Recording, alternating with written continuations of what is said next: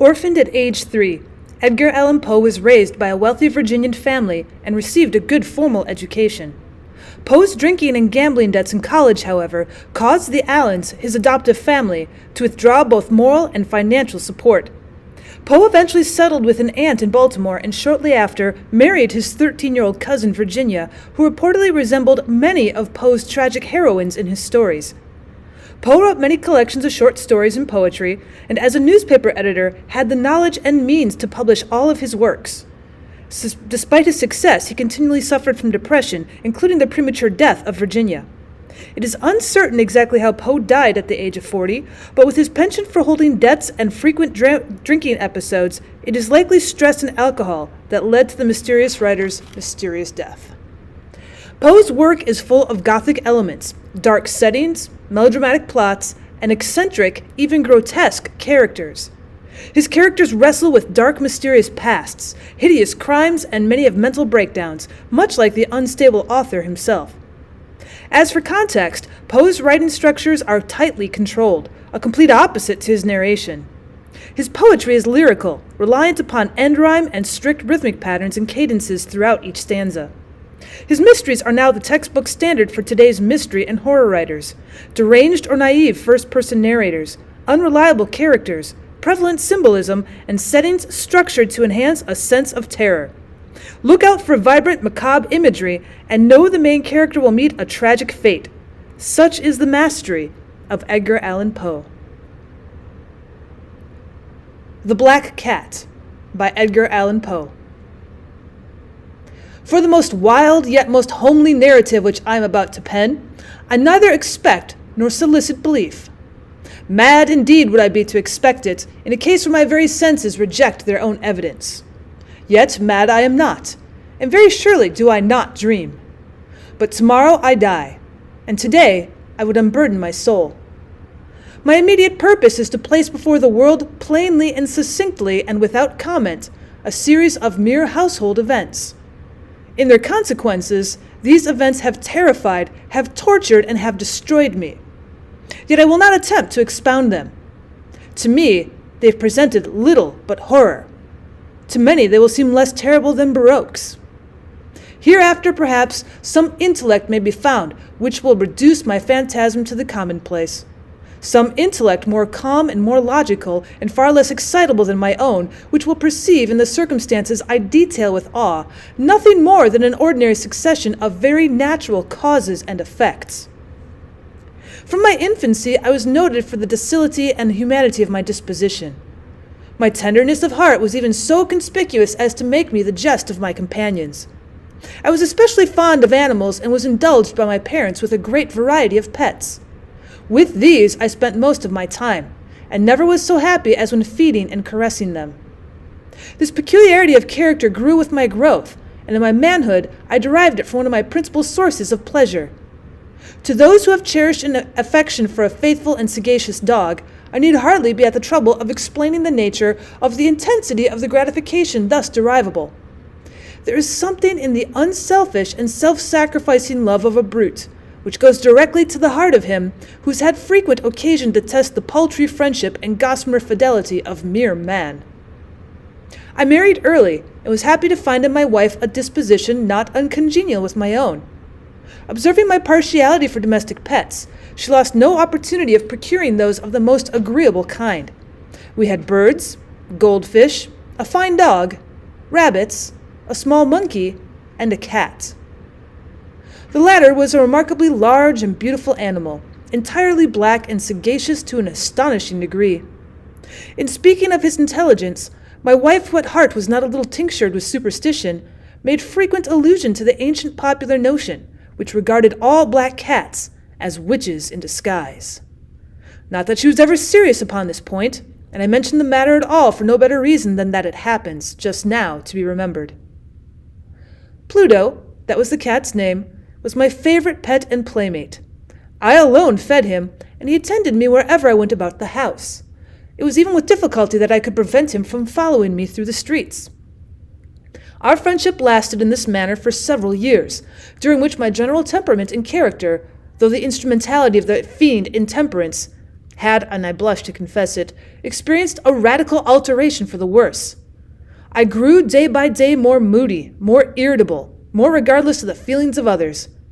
I suffered myself to use intemperate language to my wife.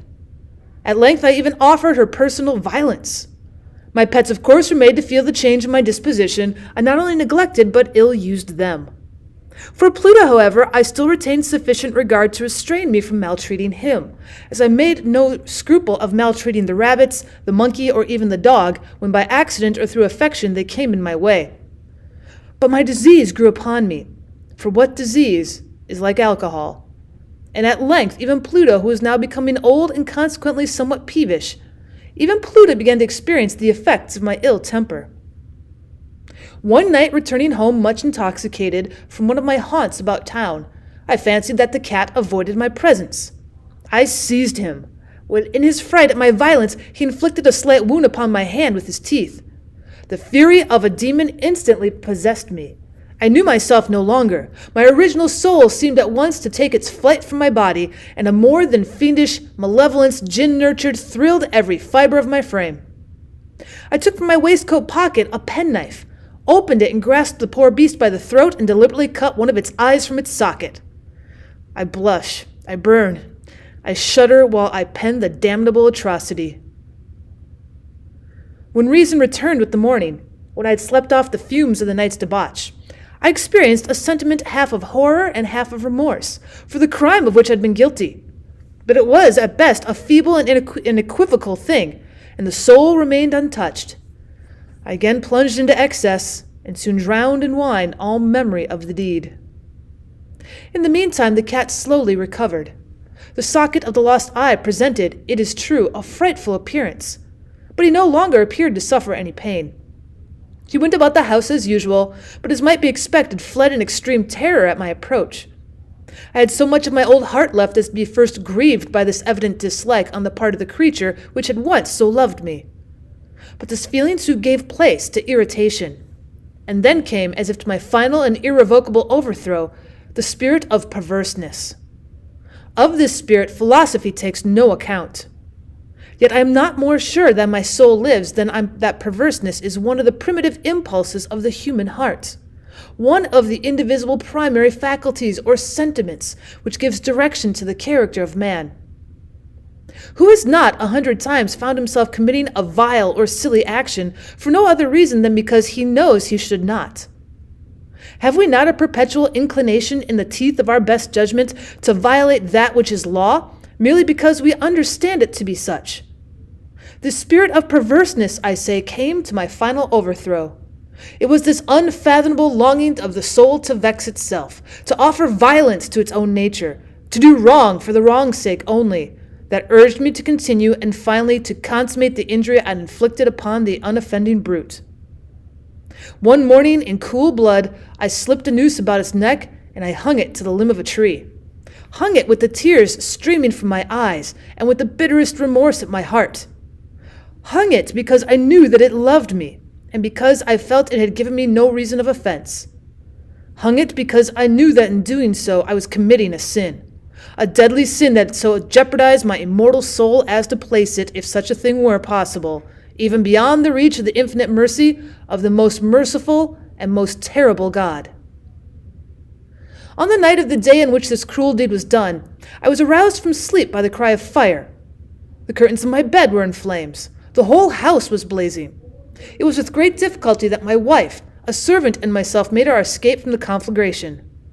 The destruction was complete. My entire worldly wealth was swallowed up, and I resigned myself thenceforward to despair. I'm above the weakness of seeking to establish a sequence of cause and effect between the disaster and the atrocity. But I am detailing a chain of facts, and wish not to leave even a possible link imperfect. On the day succeeding the fire, I visited the ruins. The walls, with one exception, had fallen in. This exception was found in a compartment wall, not very thick, which stood about the middle of the house, and against which had rested the head of my bed. The plastering had here, in great measure, resisted the action of the fire, a fact which I attributed to having it been recently spread. About this wall a dense crowd were collected, and many persons seemed to be examining a particular portion of it with very minute and eager attention. The words strange and singular and other similar expressions excited my curiosity. I approached and saw, as if graven in bas relief upon the white surface, the figure of a gigantic cat. The impression was given with an accuracy truly marvelous, and there was a rope about the animal's neck. When I first beheld this apparition, for I could scarcely regard it as less, my wonder and my terror were extreme. But at length reflection came to my aid. The cat, I remembered, had been hung in a garden adjacent to the house. Upon the alarm of fire, this garden had been immediately filled by the crowd, by someone of whom the animal must have been cut from the tree and thrown through an open window into my chamber. This had probably been done with the view of arousing me from sleep. The falling of other walls had compressed the victim of my cruelty into the substance of the freshly spread plaster, the lime of which, with the flames and the ammonia from the carcass, had then accomplished the portraiture as I saw it. Although I thus readily accounted to my reason, if not altogether to my conscience, for the startling fact just detailed, it did not the less fail to make a deep impression upon my fancy. For months I could not rid myself of the phantasm of the cat, and during this period there came back to my spirit a half-sentiment that seemed, but was not, remorse. I went so far as to regret the loss of the animal and to look about me, among the vile haunts which I now habitually frequented, for another pet of the same species, and of somewhat similar appearance with which to supply its place. One night as I sat, half stupefied in a den of more than infamy, my attention was suddenly drawn to some black object, reposing upon the head of one of the immense hogsheads of gin, or of rum, which constituted the chief furniture of the apartment. I had been looking steadily at the top of this hogshead for some minutes, and what now caused me surprise was the fact that I had not sooner perceived the object thereupon. I approached it and touched it with my hand. It was a black cat, a very large one, fully as large as Pluto, and closely resembling him in every respect but one. Pluto had not a white hair upon any portion of his body, but this cat had a large, though indefinite, a splotch of white covering nearly the whole region of the breast. Upon my touching him, he immediately arose and purred loudly, rubbed against my hand, and appeared delighted with my notice. This, then, was the very creature of which I was in search. I had once offered to purchase it from the landlord, but this person made no claim to it. He knew nothing of it, and he'd never seen it before. I continued my caresses, and when I prepared to go home, the animal evinced a disposition to accompany me. I permitted it to do so, occasionally stooping and patting it as I proceeded. When it reached the house, it domesticated itself at once and became immediately a great favorite with my wife. For my own part, I soon found a dislike to it arising within me. This was just the reverse of what I'd anticipated. But I know not how or why it was. Its evident fondness for myself rather disgusted and annoyed me. By slow degrees, these feelings of disgust and annoyance rose into bitterness of hatred. I avoided the creature, a certain sense of shame and the remembrance of my former deed of cruelty preventing me from physically abusing it. I did not for some weeks strike or otherwise violently ill-use it, but gradually, very gradually, I came to look upon it with unutterable loathing and to flee silently from its odious presence as from the breath of a pestilence. What added, no doubt, to my hatred of the beast was the discovery, on the morning after I brought it home, that, like Pluto, it also had been deprived of one of its eyes. This circumstance, however, only endeared it to my wife, who, as I have already said, possessed in a high degree that humanity of feeling which had once been my distinguishing trait, and the source of many of my simplest and purest pleasures. With my aversion to this cat, however, its partiality for myself seemed to increase. It followed my footsteps with a pertinacity which would be difficult to make the reader comprehend. Wherever I sat, it would crouch beneath my chair, or spring upon my knees, covering me with its loathsome caresses. If I arose to walk, it would get between my feet and thus nearly throw me down, or fastening its long and sharp claws in my dress, clamber in this manner to my breast. At such times, although I longed to destroy it with a blow, I was yet withheld from so doing, partly by a memory of my former crime, but chiefly, let me confess it at once, my absolute dread of the beast. This dread was not exactly a dread of physical evil, and yet I should be at a loss how otherwise to define it. I'm almost ashamed to own, yes, even in this felon's cell, I'm almost ashamed to own, that the terror and the horror with which the animal inspired me had been heightened by one of the merest chimeras that would be possible to conceive. My wife had called my attention more than once to the character of the mark of white hair which I've spoken, and which constituted the sole visible difference between the strange beast and the one I had destroyed. The reader will remember that this mark, although large, had been originally very indefinite, but by slow degrees nearly imperceptible, in which for a long time my reason struggled to reject as fanciful, it had at length resumed a rigorous distinctness of outline.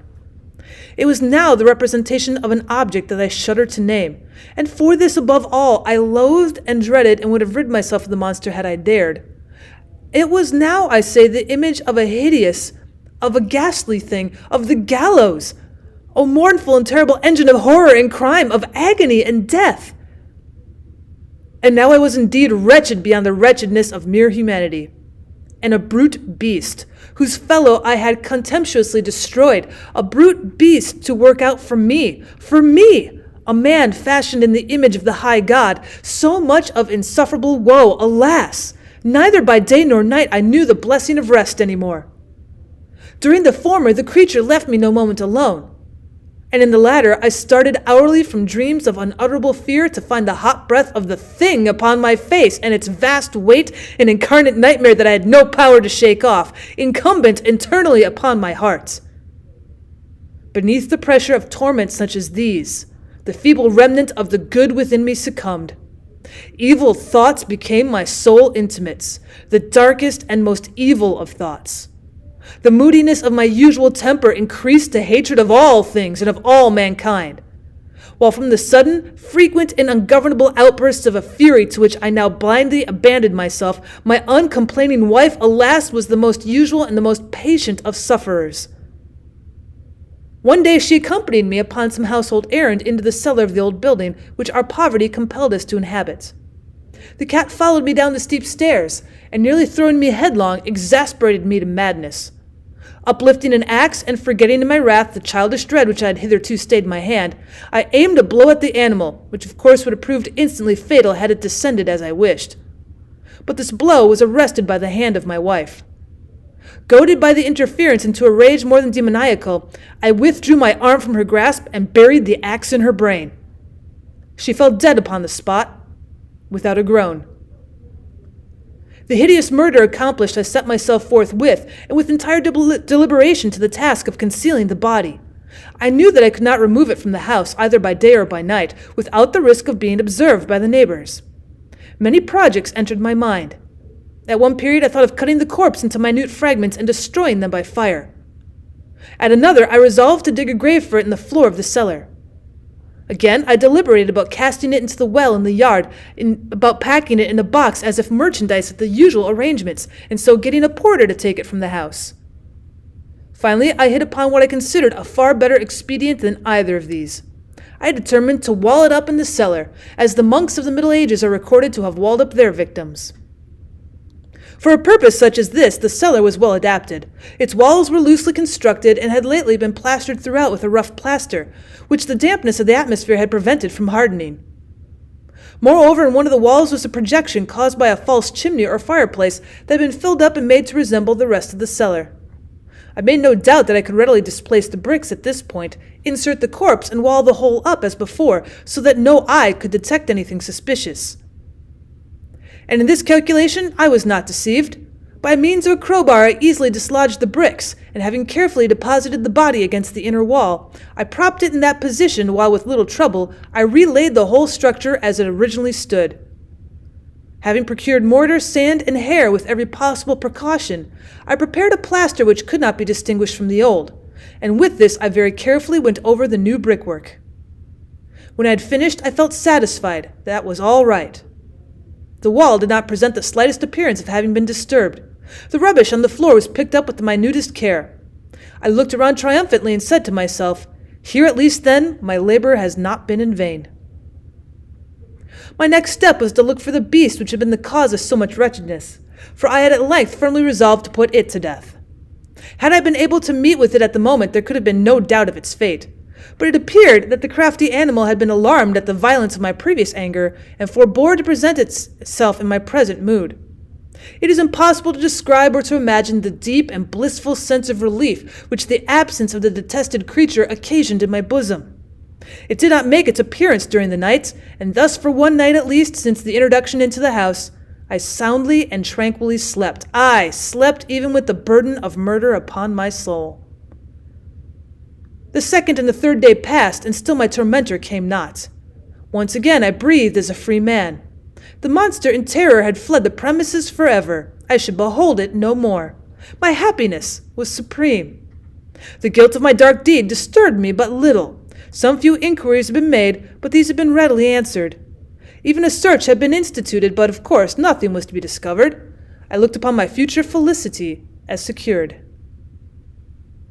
Upon the fourth day of assassination, a party of the police came very unexpectedly into the house, and proceeded again to make rigorous investigation of the premises. Secure, however, in the scrutability of my place of concealment, I felt no embarrassment whatever. The officers bade me accompany them in their search. They left no nook or corner unexplored. At length, for the third or fourth time, they descended into the cellar. I quivered not in a muscle. My heart beat calmly as that of one who slumbers in innocence. I walked the cellar from end to end.